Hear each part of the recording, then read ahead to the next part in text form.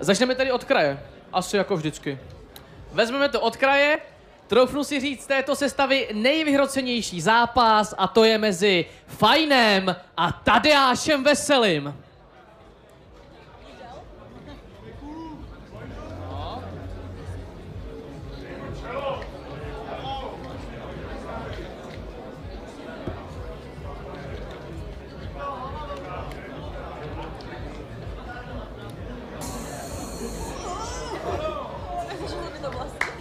Přátelé, další velice atraktivní zápas, který nabídne karta Clash of the Stars 4. Fajné proti Tadeáši Veselému. Oficiální váha Tadeáše Veselého 112,4 kg. Oba kluci splnili a na řadě je váš závěrečný staredown.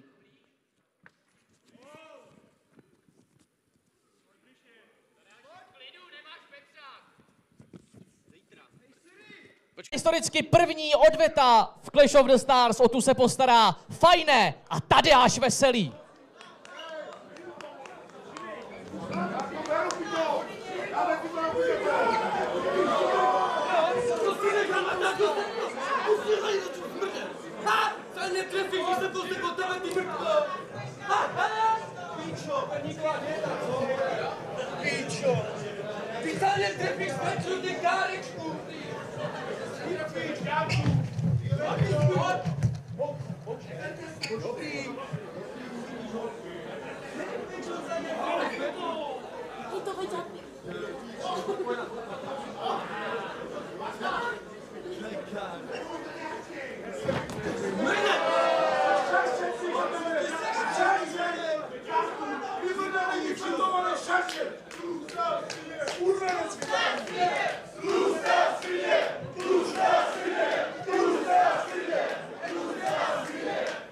Postupně se nám to... Promiň.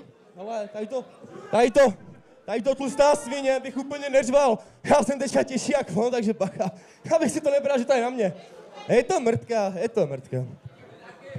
Kluci, děkujeme i vám. Tadeáš Veselý proti Fajnemu. První odveta v Clash of the Stars.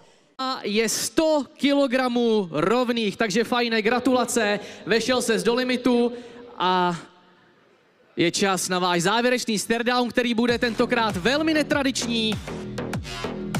V uzavřené kleci a mezi váma plexisklo. Pojďme na to.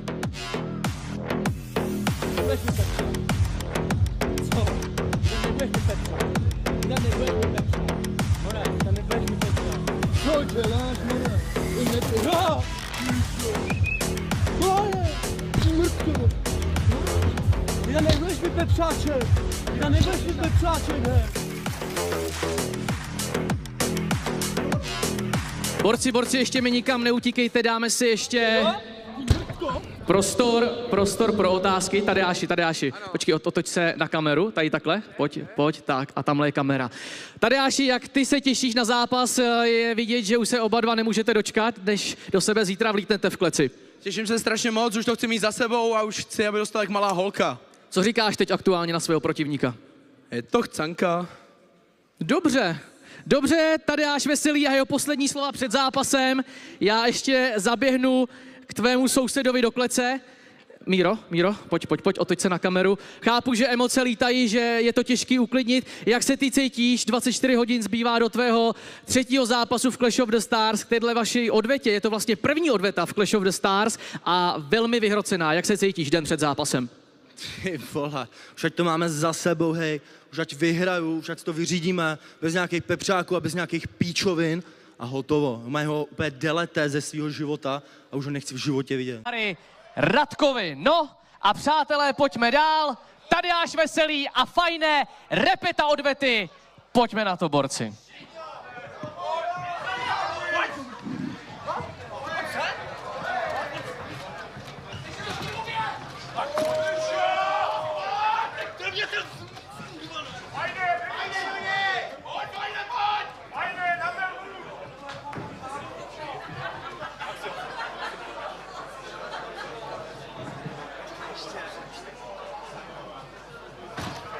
Bacha.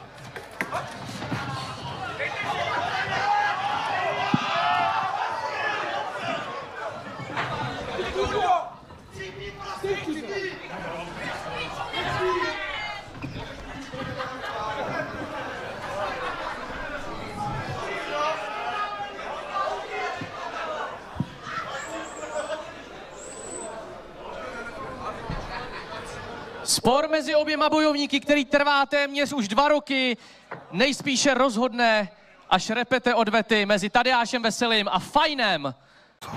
Au. Dobrý. Pojďte tady, na první bok. A... Počkej, Tadeáši, první stare down tedy mezi Tadeášem Veselým a Fajnem.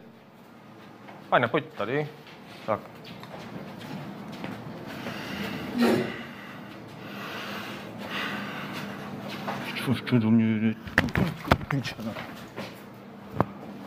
OK, kluci, běžte na bok, běžte dál. Ty keci, vole, do dítěte, vole, a do holky. To bylo za to, v sobotu bude finále. Pojďte. A závěrečný stare.